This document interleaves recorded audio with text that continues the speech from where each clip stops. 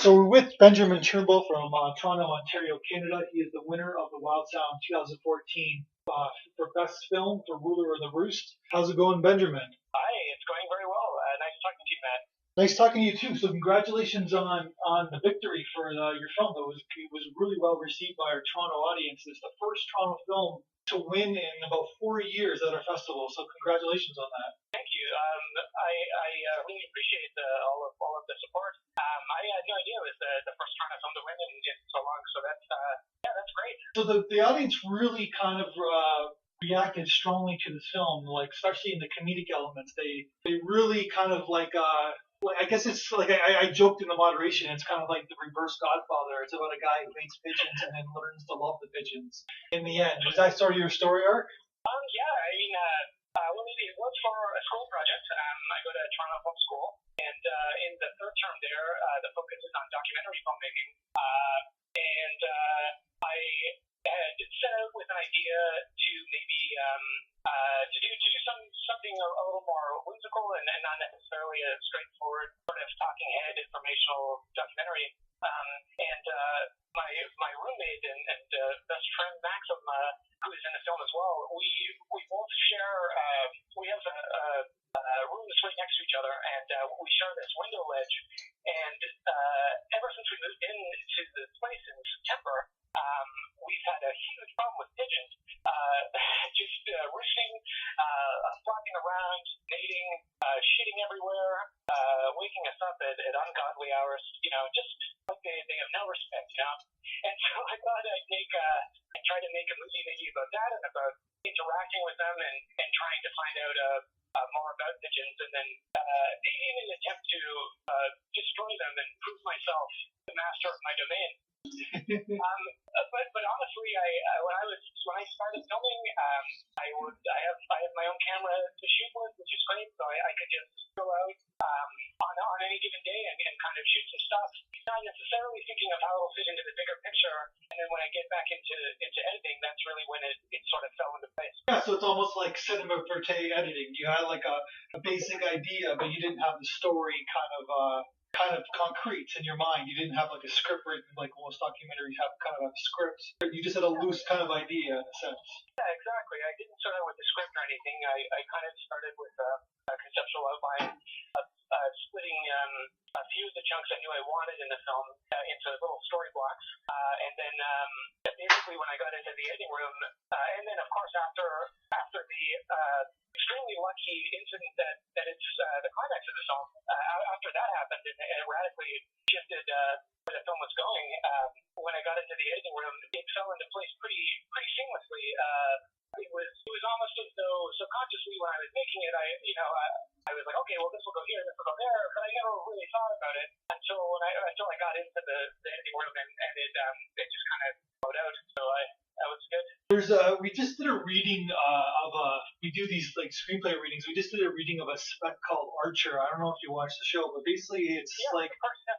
Well, it's kind of, I don't know if you stole it from, like, not stole, but basically kind of borrowed the idea of, like, the over-the-top bad accents, basically, because we were doing the script on Sunday and it was reminding me of your short, because it's like, all these actors are doing all these bad accents, and it's sort of what started, it's like, it's a template of your doc as well, like a guy doing a bad accent. Yeah, I had started out, I think maybe about halfway through the filming process, I had decided that it would be a fully narrated film with less dialogue taking place diegetically on camera or anything, and I felt that would give it kind of more of like not necessarily a cinema verite, but kind of like a Jacques Cousteau sort of feel, echoing his nature films in the briny deep.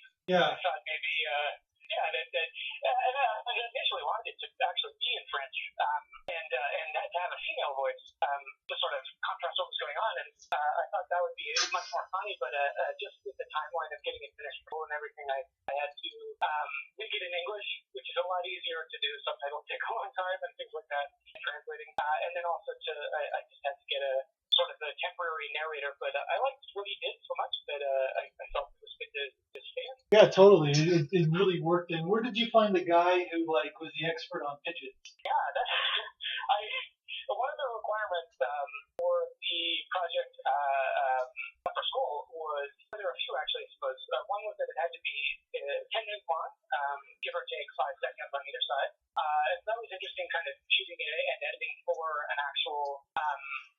behind the scenes. I had never done that before.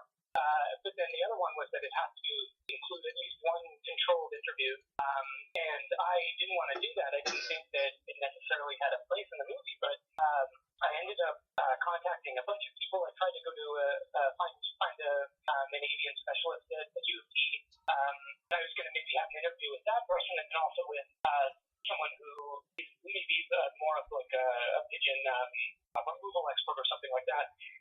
I got the contact from Martin Nash from a professor at the U of T, and he's the co-founder of the Canadian Paraphrase Foundation.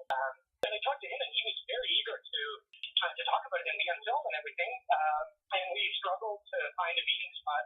And then when he finally said, well, I'm here at the Don Valley Volkswagen, I'm getting my car repaired, you have a 5-hour window, or else like I can't do this movie anymore. And I think it really worked out for the best. Yeah. It just that all those little radio secrecies and stuff. I mean, some of them are manufactured certainly, but the majority of them are really just how it happened. I mean, I really had to meet him at the Volkswagen, and he did have to get his car serviced and everything, and the pigeon did die. The pigeon did die. Yeah. No, it's an added benefit to your talk because you kind of need that. You always kind of need that expert opinion. You know what I mean? Like that person to come in to basically give it kind of a non-emotional kind of context to it, I guess. Absolutely, and it does. I think a lot of people have mentioned to me that grounds the film in a way for them that really made it work, and actually made them realize that it was a documentary and not a mockumentary. Yeah, totally. Yeah. Yeah, I remember one of my teachers was saying something along the lines of like, this is the point where for me the movie really flips for me because up until this point I'm thinking everything here is constructed where's like some sort of voice of reason. Then when we get to Mark, you start to realize maybe this is actually real. Cool. Yeah. So what did you think of the audience feedback? Were you kind of nervous sitting in the audience while that was going on? Oh, absolutely. I tinkled a little bit. I was very scared. I had never shown work publicly to that degree, I guess. And it was great hearing feedback from people who didn't have to say nice things or didn't feel as though they had to say something nice because they're a peer or they're like a family member or you're their housemate and they're in the movie. So it was cool to see what people actually thought. People who don't know me and who have no connection to the film whatsoever. And I was very pleased with how positive it was. Yeah, you should be. You're definitely on your way, and I'm looking forward to see what else you got going on there. Just like one last question before we leave you. What's the movie you've seen the most times in your life? Oh my God, the movie I've seen the most times. Okay, I'm gonna think about it. Hang on. I know Jay Harris like promoting on radio, right? Just give me a list or like some Okay. Well, I did. Okay, all right. This is really cheesy, all right? Yeah. But for a while I had kind of a tradition on Valentine's Day to watch Annie Hall because it's one of my favorites, and I love Woody Allen. Not all the time, and maybe not as a public figure necessarily, but I love his movies, and so I would watch that every Valentine's Day, with or without a sort of significant other. Yeah. But, it's kind of an anti-romance, so yeah. It is kind of an anti-romance. Yeah. It always makes me feel better about being lonely and a sort of piece of shit. So. But I think either that or maybe the Apartment, the Billy Wilder film. I just saw that movie last week. It's so funny you mentioned that. Oh, that's a tremendous movie, isn't it? It's kind of an amazing movie. It's probably one of the best comedies ever. It's like his performance is kind of a little bit unique. It's kind of exceptional. Like it's one of the better performances of all time, if I could label something like that. It's like Absolutely. Yeah. Just the way he grounds the film and basically, but there's a little bit caricature and over the top at the same time. If that makes any sense. It's like he kind of finds that balance. Kind of brilliant. Absolutely. No, it's because he has a very like manic comedic energy, and then it's a very serious movie. It goes to dark places. A lot of themes of depression and isolation and suicide and things like that, and infidelity, and it's a comedy about loneliness, basically. Yeah, it is. Yeah. Everything about it works so well, and even the ending too. It's like you can read it one way, it's all wrapped up. You get the girl and everything, or when she says "shut up and deal" at the end, how long is she gonna be around for, right? Before how long is it gonna last? It's kind of melancholy. I don't know. Yeah. And then if I can say on a third option, a non-comedy, non-American film as well, I guess, would be Come and See. Okay. It's a 1980 film from former Soviet Union, and it's the war film, World War II film, and it's just devastating. So if you want a good Benjamin Turnbull recommend, you could watch, you watch Annie Hall first. Yeah. Then you can watch Come and See. Yeah. You can lay down in a fetal position and cry for a couple hours. Then you get back up, you watch The Apartment. You go home, everything's great. Perfect. On that note, Benjamin, thank you very much, and I'll talk to you soon. Looking forward to showcasing your next film.